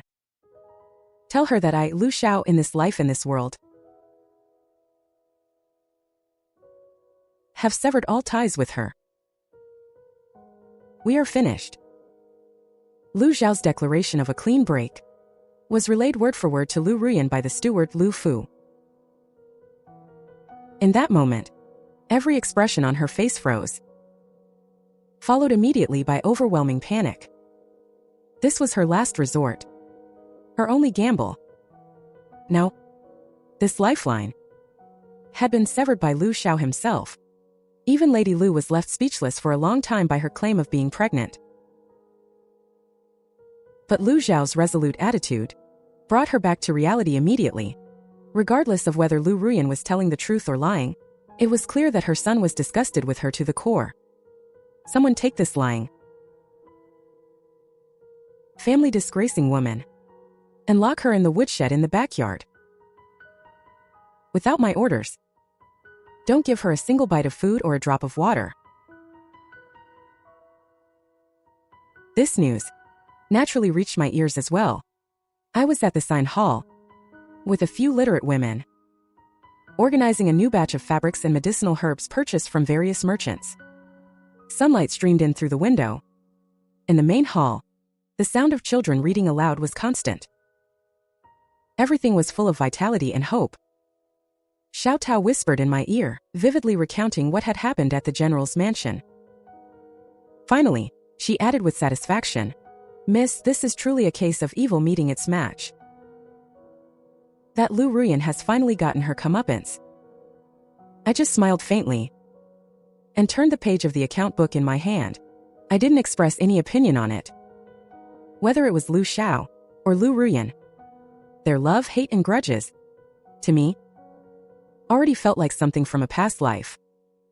I couldn't even be bothered to gloat, as I knew, when I chose to stand on a higher platform, my former enemies were no longer worthy of being my rivals. They themselves would drag themselves into an abyss of destruction. I have finished organizing the accounts for San Hall. I handed a new ledger to Mother Qin. The original accounts were too chaotic, with many unnecessary expenses and many embezzled funds. This is the new budget I've drawn up. Please take a look. Starting next month, we will follow this plan. Every transaction must be clearly recorded. We must ensure the accounts are clear, public, and transparent. I am not just doing charity, I am establishing rules. I want to build Sign Hall into my own absolutely stable base that can provide me with a steady stream of reputation and connections. Mother Qin took the ledger, and looking at the clearly organized items and plans, she was moved to tears. She knew that everything I was doing would completely change the fate of everyone here. In the days that followed, I poured almost all my energy into the affairs of San Hall. I taught the children to read and write, and led the women in doing needlework to supplement their household income. I even hired the best craftsmen in the capital to repair the dilapidated buildings of Sign Hall. The virtuous reputation of the Lady of Anha was no longer just superficial kindness, but had become concrete and vivid, filled with real warmth. In the capital, everyone praised it. That afternoon, I had just returned to the mansion from town hall when father called me to the study. His expression was a bit more solemn than usual. Inhuan. Someone from the palace just arrived. Is it an imperial decree? No. Father shook his head. It's an invitation from the Empress, inviting you to enter the palace in 3 days to attend the chrysanthemum banquet held at the Cunning Palace. I took the invitation, feeling a slight stir in my heart. The Empress has always lived a secluded life, rarely hosting banquets. This chrysanthemum banquet, although many noble ladies and the wives of high-ranking officials were invited, sending an invitation specifically to me, a newly appointed lady of Anha, the underlying meaning was self-evident. Entering the palace this time is not like an ordinary banquet. The Empress is the mistress of the 6 palaces. Her attitude toward you will determine your status in the circle of noble ladies in the capital. You must be cautious in your words and actions. Watch more, listen more, and speak less. Your daughter understands. Fool, I tightened my grip on the invitation. I know. This is not just a banquet for viewing chrysanthemums and drinking tea, but a rigorous test. 3 days later, Cunning Palace. I arrived in the carriage specially bestowed by the palace, marked with the crest of the Lady of Anha. Slowly driving into the Forbidden City, the chrysanthemum banquet was set in the west garden of Cunning Palace. This is the Empress's favorite garden. The garden is filled with exotic rocks, cascading streams, and thousands of pots of chrysanthemums of various varieties competing in beauty, weaving a magnificent tapestry. By the time I arrived, the garden was already filled with figures, the rustle of silk and shadows. All the prominent noble ladies of the capital were almost all present. My appearance was like a drop of water falling into hot oil, instantly causing a subtle stagnation in the originally lively atmosphere. Everyone's eyes, whether bright or dim, were fixed upon me. Some curious, some scrutinizing, some envious, and naturally, there was no lack of jealousy and hostility. I kept my gaze straight ahead, following the palace maid who led the way, walking gracefully toward my seat. My seat was arranged quite prominently, second only to the royal princesses and the wives of high-ranking officials, even ahead of several marchionesses. This was undoubtedly the Empress's deliberate doing. A tremendous honor. But also one that placed me in a more conspicuous and precarious position. Oh, isn't this Lady Anha? How very glorious for you. You're truly blessed, sister. To have been jilted once, and then immediately receive a title from His Majesty, becoming the first legend of our great Yong dynasty. That's a blessing others can only dream of. I stopped in my tracks and turned around. The speaker was Sun Waner, the legitimate daughter of Minister of War Sun Vania. Her father belonged to the same military faction as Lu Zhan, and she clearly came with ill intent today, surrounded by several noble ladies who were close to her.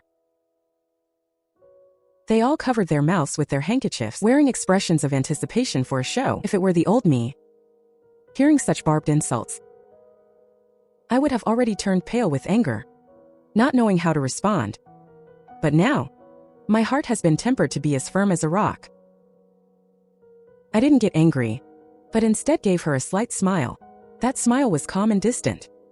You're joking, Miss Sun. My meager reputation hardly qualifies as glorious.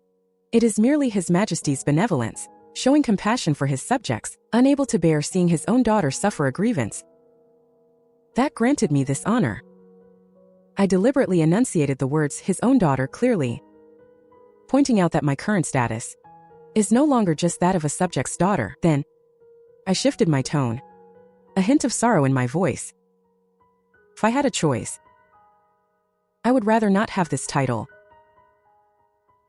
but instead trade it for the lives of those soldiers who sacrifice themselves in the Northern Territory. Every time I think of the orphans and widows at Sen Hall and their expectant eyes, I feel that the burden on my shoulders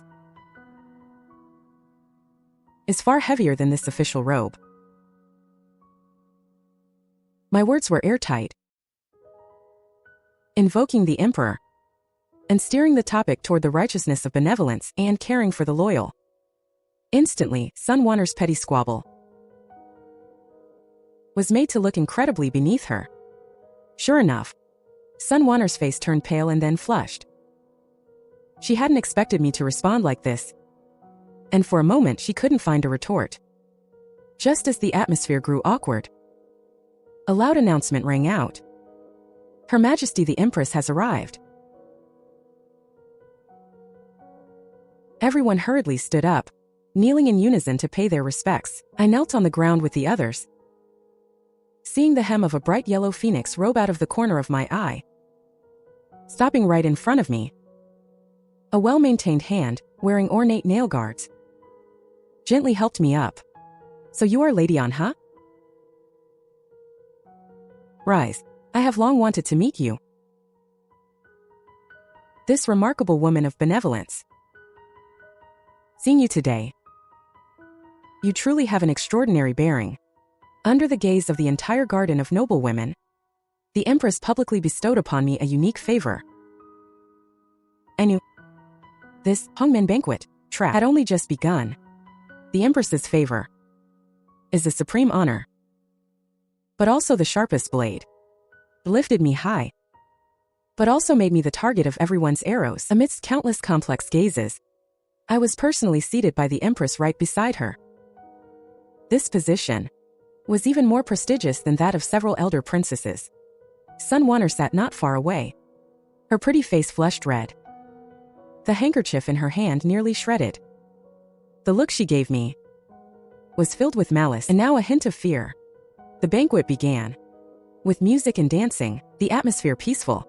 The Empress didn't pay much more attention to me, just chatting with everyone as usual, tasting the delicacies and fine wine, but everyone knew full well that the protagonist of today's banquet was none other than me, the newly titled Lady Anha. After 3 rounds of drinks, the Empress suddenly set down her jade chopsticks and looked at me with a smile. Anha, I hear you have managed Xian Hall in perfect order. Not only ensuring those orphans and widows are well fed and clothed, but also hiring teachers to teach the children to read and write. Is this true? In reply to Your Majesty, it is indeed true. Your subject believes that giving a man a fish is not as good as teaching him how to fish. Money will always run out one day, but if they can learn a skill and understand the wisdom of the sages, they will truly be able to stand on their own feet in the future and serve the country. Well said. Giving a man a fish. This is the first time I've heard such a saying. It is truly insightful. It shows you not only have a benevolent heart, but also foresight and wisdom. No sooner had she finished speaking than Sun Wanner seized the opportunity to stand up. Lady Anha is truly impressive, but with over 300 people at Xian Hall, the daily expenses must not be a small sum. You are donating money, hiring teachers, and repairing buildings. I wonder where this silver comes from. I hope you aren't just trying to build a reputation and ended up emptying out the Grand Tutor's lifetime of savings.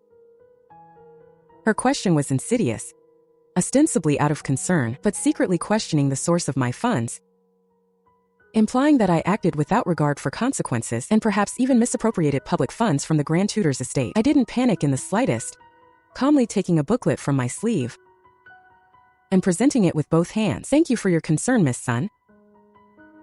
This is the account book I have kept for Xian Hall, recording in detail every source and expenditure of funds. All accounts are open and transparent and are posted outside Xian Hall every month for public supervision. I ask Her Majesty and all the ladies to take a look. The thoroughness of my preparation took everyone by surprise. The Empress's lady-in-waiting took the account book, glanced through it, and whispered a few words in the Empress's ear. The smile on the Empress's face deepened. She nodded with satisfaction. Excellent. You act with moderation, and your accounts are clear, showing that you are not acting on impulse. but truly have this matter at heart. Anha, you are worthy of His Majesty's favor. Sun Wanner had tried to be clever but ended up suffering for it, getting a slap in the face, and could only sit back down dejectedly. After this small disturbance, no one dared to provoke me easily. The atmosphere of the banquet returned to harmony. Just when I thought today's events would pass peacefully, an old woman sitting opposite me suddenly raised her glass to me. She was the princess consort of Prince Rui, the sister-in-law of the late emperor, with a very high seniority and always kept a low profile, rarely participating in these disputes. Leia, please forgive my boldness. I heard that the source of the General's mansion I heard that the source of the trouble was a girl named Leia. Please forgive my boldness. I heard that the source of the trouble was a girl named Leia. Young master, and if I may be so bold, is it true that the girl named Lu Ruyan is the source of the trouble at the General's manor? Young master, and if I may be so bold, is this girl named Lu Ruyan the one who caused the trouble? My heart skipped a beat. I wondered why she would suddenly bring her up. But I replied respectfully nonetheless. Your Highness, the princess consort. It is indeed her. A flicker of reminiscence crossed the princess consort's clouded eyes. She said slowly, Lu Ruyan. That name reminds me of an old affair. Over a decade ago, Lu Changji, the Salt Transport Commissioner of Jiangnan, was executed along with his entire family for a massive corruption case. Only his young daughter's whereabouts remained unknown. I recall that the girl's name was also Ruyan. Her voice was soft, yet it struck like a bolt of lightning, instantly clearing the fog in my mind. Lu Qingji, Jiangnan Salt Transport. In my father's study, there seemed to be files regarding this cold case. It was an unsolved mystery. It is said that the massive amount of tax silver Lu Changji embezzled was never found, and he himself died mysteriously in prison, leaving no proof behind. If the Lu Ruyan at the General's manor is indeed the daughter of the Salt Commissioner, then her approach to Lu Xiao, is it truly just out of simple affection? Or could it be that behind all of this, a decade-long revenge plot is hidden? My hand holding the teacup trembled imperceptibly. I realized that I might have inadvertently stumbled into a vast and dangerous web. By the time I returned to the Grand Tutor's manor from the Palace of Earthly Tranquility, dusk was already falling. The sunset dyed the sky a magnificent orange red. But I had no mood to admire it. The princess consort's words were like a stone cast into a deep pool, stirring up ripples in my heart. I did not return to my own courtyard, but went straight to my father's study.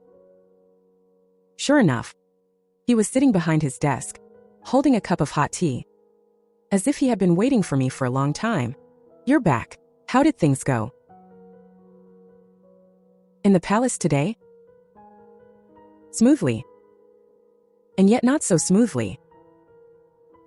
I recounted everything that happened in the palace, especially the conversation with the princess consort, to him in full detail.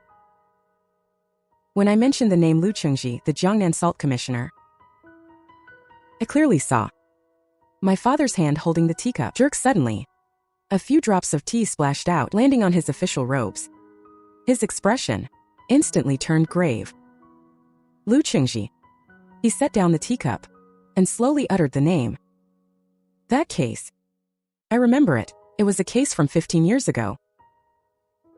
It shocked the entire court at the time and had far-reaching implications. Lu Chengji was accused of embezzling a full 3 million taels of salt tax. The evidence seemed conclusive, but he died mysteriously while being escorted to the capital. The 3 million taels also vanished without a trace.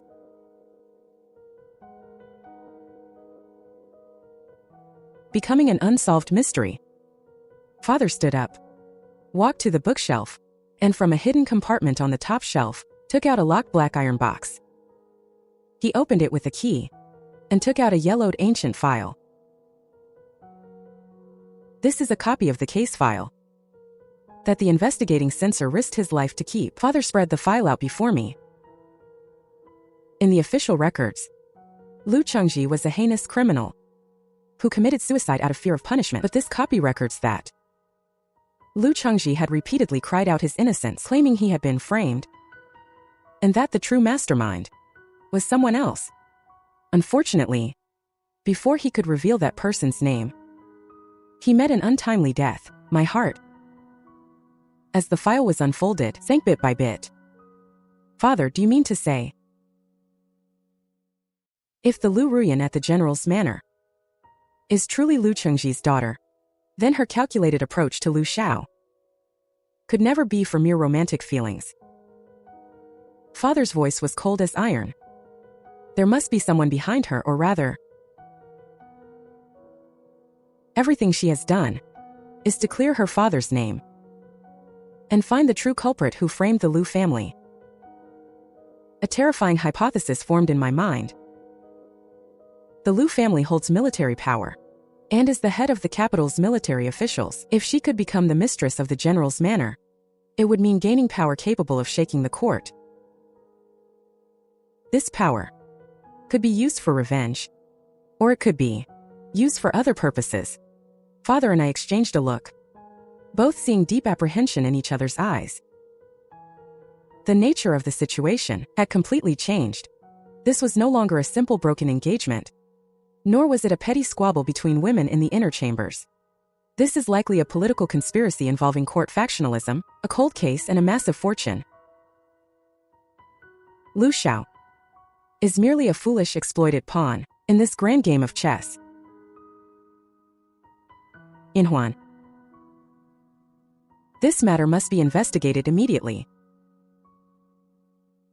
We cannot remain passive any longer. I understand, Father. We must split our efforts. First, send reliable people to Jiangnan immediately to verify Lu Ruyan's true identity, and search for those who knew the Lu family back then, to see if we can find ironclad proof that she is Lu Chengji's daughter. That is the first step. Second, we must re-examine this salt tax embezzlement case. All the officials who handled the case back then, as well as those who profited the most in the Jiangnan officialdom after the Lu family's downfall, could be the mastermind. Indeed, I have my own channels to investigate the Jiangnan side. As for the capital, Lu Ruyan is currently locked in the General's Manor's woodshed, which is an opportunity. We need to find a way to extract some clues from her. I looked at the night sky darkening outside the window, my heart feeling cold. Originally, I only wanted Lu Xiao and Lu Ruyan to pay the price, to see them ruined. But now, I suddenly have a more important goal. If I can uncover this cold case and drag out the true mastermind and the corrupt officials, that would not only be for myself, but also for my Ji family, to achieve an unparalleled merit. This achievement is far more substantial than the empty title of Lady Anha, and far more stable. At that moment, I felt the lingering resentment of petty romance in my heart completely vanish. Replacing it was an unprecedented, calm, and eager desire to control the whole board. This game of chess is getting more and more interesting. The General's Manor's woodshed was dark and damp. The air was filled with the smell of rotting wood and mold. A faint beam of light squeezed through a crack in the wall, illuminating the dust dancing in the air. Lu Ruyan was curled up on a pile of hay in the corner. Her once gorgeous dress was covered in filth. Her hair was disheveled, her face haggard, and her eyes no longer held their former charm. Only a wild, vengeful madness remained, like a beast driven into a corner. With a creak, the heavy wooden door was pushed open. The blinding light made her instinctively squint her eyes. A tall and familiar figure stood against the light, walking toward her step by step. It was Lu Xiao. His face was even paler than hers. His eye sockets sunken, and dark stubble covered his chin. A glimmer of hope instantly ignited in Lu Ruyan's heart. She struggled to get up and threw herself at Lu Xiao's feet. She clutched his hem tightly. "Brother Xiao, you've finally come. I knew you wouldn't abandon me. It's my aunt, she's the one who locked me in here." She won't give me any food.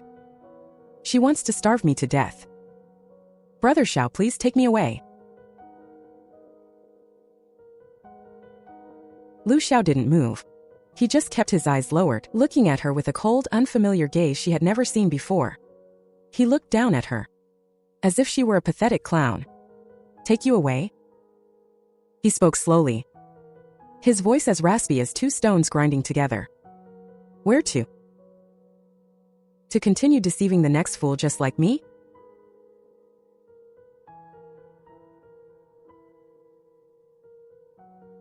Brother Xiao, what are you saying? Lu Xiao crouched down to look her in the eye. In those eyes that once brimmed with tenderness, there was now only endless coldness and disgust. Who was Lu Changcheng, the salt commissioner of Zhongnan 15 years ago, to you? That name struck like a thunderbolt in Lu Ruyan's ears. The color drained from her face instantly. Her body began to tremble uncontrollably. All her pretenses were shattered in that moment, completely shattered. I don't know him. What are you talking about? She denied it incoherently, her eyes darting around in panic. I don't know him. Even now. You're still acting? Liu Ruyan, no. Perhaps I should call you Miss Lu. I truly admire you. I admire how you've acted so flawlessly for over a decade. Lu Xiao was just the sharpest blade in your hand.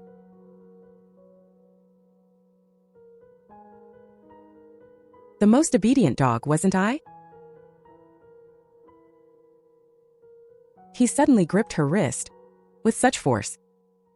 It felt like it would crush her bones. You approached me, flattered me, and were completely submissive to me, fawning over my mother. All just to use me. To use the power of the general's mansion to clear your father's name. Right? He growled, every word squeezed out from between his teeth. Lu Ruyan was terrified by his appearance and felt completely hopeless. She knew everything was over. Since the mask had been torn off, she simply stopped acting. The last trace of fragility in her eyes vanished completely. So you're right about everything. He wasn't a corrupt official. He was framed by villains.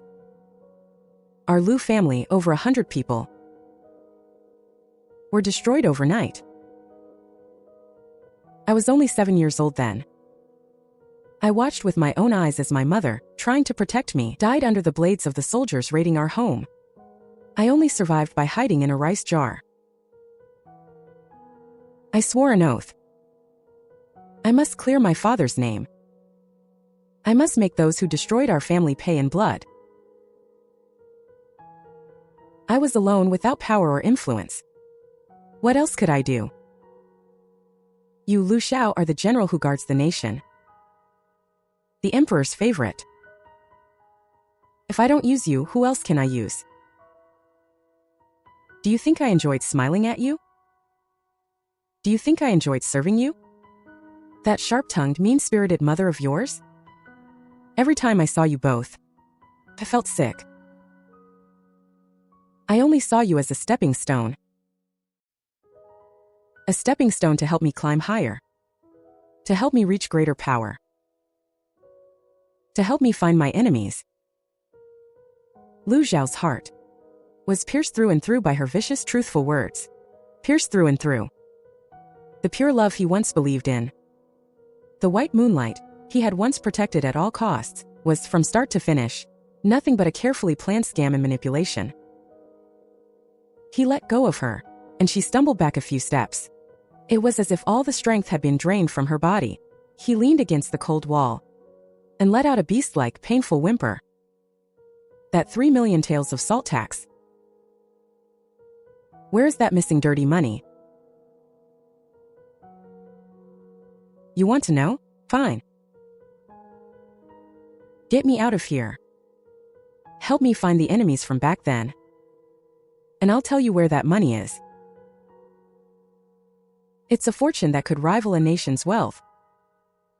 Enough for you to make a comeback or even... Ha ha ha, I, Lu Xiao, have had a lifetime of glorious military achievements. Upright and honorable. Yet because of you, I've ended up in this state. My home is no longer a home, my reputation is ruined. And I've become the laughingstock of the world. What right do I have to talk about a comeback?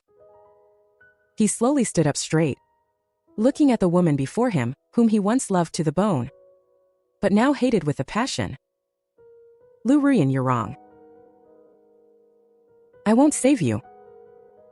But I will help you find the enemies from back then. Because I want him to know that the conspiracy he orchestrated all those years ago was ultimately destroyed by the very pawn he had raised himself. I want to watch you dogs tear each other apart. Let's go to hell together. After saying this, he didn't look at her again. He turned around and resolutely walked out of the woodshed that had turned the first half of his life into a joke. The door slammed shut behind him, locking away Lu Ruyan's last hope and trapping her in endless darkness.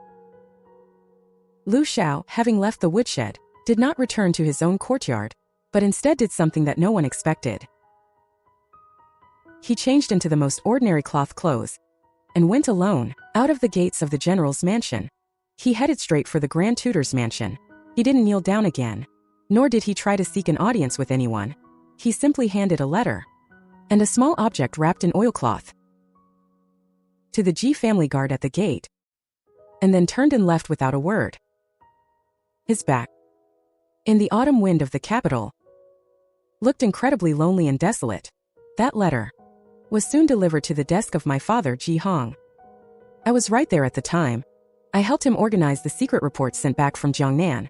The handwriting on the letter was messy and chaotic, permeated with an air of despair. In the letter, Lu Xiao detailed his conversations with Lu Ruyan, as well as Lu Ruyan's own confession of her identity and motives, writing it all out in great detail. He didn't offer a single word of defense for himself. He only wrote at the end of the letter, "The disgraced official Lu Xiao cannot redeem himself even with 10,000 deaths. I only hope this letter can help the Grand Tutor uncover the truth and rid the country of traitors. If I can use this broken body to earn a smile of justice, this disgraced official will die without regrets." And inside that oilcloth package was a small seal carved from ivory. Engraved on it was the character Lu. This was Lu Ruyan's personal seal, and also proof of her identity. Meanwhile, the secret agents my father sent to Jiangnan also sent back decisive intelligence. They found an old servant from the former Lu residence. According to his identification, Lu Ruyan's appearance was 7 or 8 parts similar to her mother's when she was young. More importantly, the secret agents discovered that after the Luqingji case broke out back then, the one who profited the most, the one who was promoted the fastest, was none other than the then prefect of Jiangning, Sun Xuzheng, who was now my father looked at the secret report, a cold glint flashing in his eyes. He had long felt that this person's background was suspicious. He was a rival who stood against me, but now he holds immense power. He had long felt that this person's background was suspicious, and that he was not a stable foundation. He was a rival who stood against me, and now he has reached the highest position as a minister. He was just a small 7th-rank prefect back then. Little did he know, his foundation was built upon 3 million tales of blood money and hundreds of lives. Every clue, at this very moment, had converged, forming a dragnet aimed at the Minister of War. Lu Ruyan was merely a pawn placed in the capital. He was likely an old acquaintance of the Lu family, who found this orphan girl after the Lu family's downfall, raised her, and instilled in her a desire for revenge. He had her get close to Lu Xiao, solely to disrupt the marriage between the general's manor and the Grand Tutor's manor, and to incite conflict between the civil and military officials so that he could reap the benefits from the sidelines. He had calculated everything, but he had miscalculated the human heart. He never expected that Ji Yanhuan was not a pushover to be bullied. And even less did he expect that the pawn he had carefully cultivated, Lu Ruyan, would, in her desperation, reveal all his secrets. "Father, we now have Lu Ruyan's confession. her personal seal, and the investigation results from Jiangnan. It is enough to prove everything to His Majesty. I looked at father, my tone filled with a hint of excitement. No, it's not enough. These are only circumstantial evidence. Having operated in the court for many years, he has many cronies. With just this, he could easily deny it, claiming we fabricated the evidence to eliminate a political rival. To strike him down with one blow, we need ironclad evidence that no one can deny. Ironclad evidence? The whereabouts of those 3 million taels of salt tax. Father's gaze fell upon that letter. Lu Rian once told Lu Xiao that she knew where the money was. He couldn't possibly have kept such a large sum in the official treasury or his own manor. That would be too easy to expose. He must have hidden it in a place no one would ever think of, or converted it into another form, like farmland, shops, antiques, or jewelry. He would definitely do that. Yinhuan, do you remember your treasure appreciation event? Did his wife attend that? Yes, and she even paid a high price to buy a painting of 800 birds paying homage to the phoenix from a previous dynasty. Go check. Go check the Minister of Rights Manor for all major purchase records in recent years, especially those involving underground banks and black market transactions for antiques and treasures. He wouldn't dare deposit the silver directly into a bank, so he must have laundered the dirty money this way. As long as we can find the ledger of his transactions with those black market merchants, that will be the ironclad proof of his corruption. 3 days later, at the capital's largest underground antique market, the Ghost Market, our people successfully retrieved from the home of a silenced merchant a hidden ledger recording all secret transactions with the Minister of War's manor over the years. In the ledger, every transaction's amount, item, and date every transaction's amount, item, and date were clearly recorded. The total sum was almost identical to the missing salt tax from back then. The evidence was irrefutable. The next day, before dawn, my father, Ji Hong, put on his first-rank official robes, clutching the ledger that would decide the fate of countless people, and was the first to enter the palace before all the other officials. A storm capable of overturning the court structure was about to arrive. That day's morning court session was destined to be recorded in history. In the Golden Throne Hall, the atmosphere was solemn and grave. Officials stood in rows on both sides, with the emperor sitting high on the dragon throne. Just as the court agenda was about to begin as planned, my father Ji Hong stepped out, holding a memorial, his voice booming like a bell. Your subject, Grand Tutor Ji Hong, has a report to submit. I wish to impeach the Minister of War, Sun Xuzheng, for deceiving the emperor, corruption, and forming cliques for personal gain. His crimes are unforgivable. These earth-shattering 16 words plunged the entire Golden Throne Hall into a deathly silence. Everyone's gaze was fixed on my father and Sun Xuzheng, whose face had turned deathly pale. Ji Hong, you are making baseless accusations. Just because we have political disagreements, you use such despicable means to frame me? What is your intention? Framing you? Humph. Minister Sun, do you dare to explain before His Majesty where your vast wealth over the past decade came from? Do you dare to explain this ledger, which shows transaction records of up to 3 million taels between you and the major black markets in the capital? What do you have to say about that? 3 million taels. This number was like a bolt of lightning, striking everyone present. That was the exact amount of the massive sum that had vanished in the Jiangnan salt tax embezzlement case 15 years ago. Sun Xuzheng's body swayed violently, and cold sweat instantly soaked his official robes. He knew everything was over. The emperor's face was already so dark it could drip water. He slammed his hand on the armrest of the dragon throne. Guards, strip the Minister of War of his official hat and robes. Throw him into the celestial prison, and interrogate him thoroughly. Everyone involved in this case. Arrest them all. Investigate it to the end. I want to see how many more such vermin and pests are hiding in my court.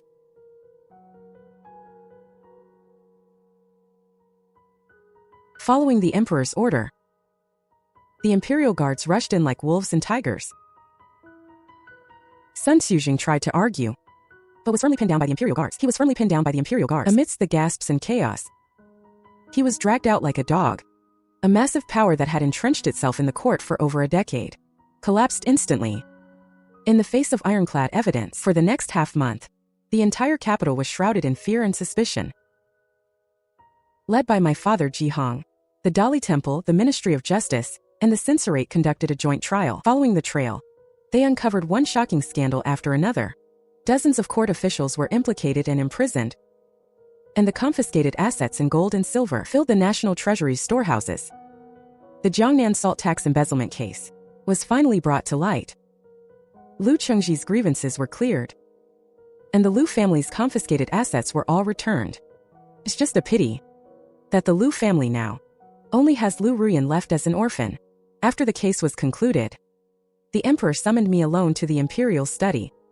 Anha, if it weren't for your meticulous mind, detecting this conspiracy from the back courtyard of the charity hall, I don't know to what extent our great Yong dynasty would have been gnawed away by these pests.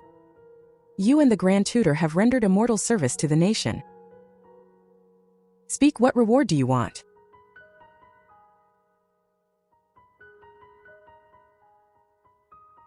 Sharing the emperor's worries and eliminating harm for the people is my duty as a subject's daughter. I dare not ask for a reward. I only have one request. Oh, tell me. I request that your majesty officially incorporate the Xian Hall into the imperial system. Establish a Xian Fund. Allocate special funds from the national treasury every year, and let me be fully responsible for its management, to ensure every penny is used where it's needed, so that the families of all the soldiers who sacrifice their lives for the country can be cared for in their old age, and their children can be educated with no worries for the future. The emperor looked at me deeply. His eyes filled with praise and admiration. He laughed out loud. What a Ji Yanhuan! Your vision and breadth of mind surpass that of many men in the court, who are only greedy for fame and glory. I grant it. Not only do I grant it, I will also elevate your title, conferring upon you the title of Princess Anha, with a fiefdom of 2,000 households. This An Hall shall be your fief, your foundation. From then on, Yanhuan became the first woman in the history of the Great Yong dynasty to be granted the title of princess for my extraordinary achievements. As for those who once stirred up waves in my life, they all met their final fates. Sun Xuzheng and his accomplices were sentenced to death by execution of their entire family, paying the ultimate price for the sins they had committed. Lu Ruyan, due to her contribution in exposing the conspiracy, was spared the death penalty, but because of her malicious nature, she was sentenced to life imprisonment at Jing'an Temple outside the capital, to spend her days in the company of flickering lamps and ancient Buddhas for the hundreds of innocent lives of the Lu family, and for everything she had done herself, repenting for the rest of her life. As for Lu Xiao, after the case was closed, he went alone to the gates of the Grand Tutor's mansion, and in the direction of my chambers, solemnly kowtowed 3 times. Afterward, he submitted a petition of confession to the emperor, requesting to be stripped of all his titles and to go to the imperial mausoleum to guard the tombs of the late emperors for the rest of his life. The emperor granted his request. That young general, once so dashing and full of promise, finally ended his absurd and tragic life in the most lonely way possible. I heard that on the day he left the capital, the old General Lu turned white-haired overnight, voluntarily surrendered his military seal, and retired from office. The once prosperous general's mansion fell into complete decline. It was a clear afternoon. I stood in the courtyard of the newly renovated Xian Hall, watching the children chasing and playing in the sunlight, their faces beaming with carefree smiles. Mother Qin walked up to me and said with a smile, "Life is so good, isn't it?" Yes, it is. I looked at the distant azure sky, feeling the warmth of the sun, my heart filled with peace and contentment. I finally understood that a woman's worth does not lie in marrying a great man, but in whether she can find her own place and shine with her own light. That abandoned wedding was once my greatest humiliation, but looking back, it became a springboard that freed me from the shackles of the past, allowing me to leap into a wider, freer sky. Lu Xiao, Lu Ruyan, they are all things of the past now. And I, Ji Yanhuan, my life has only just begun.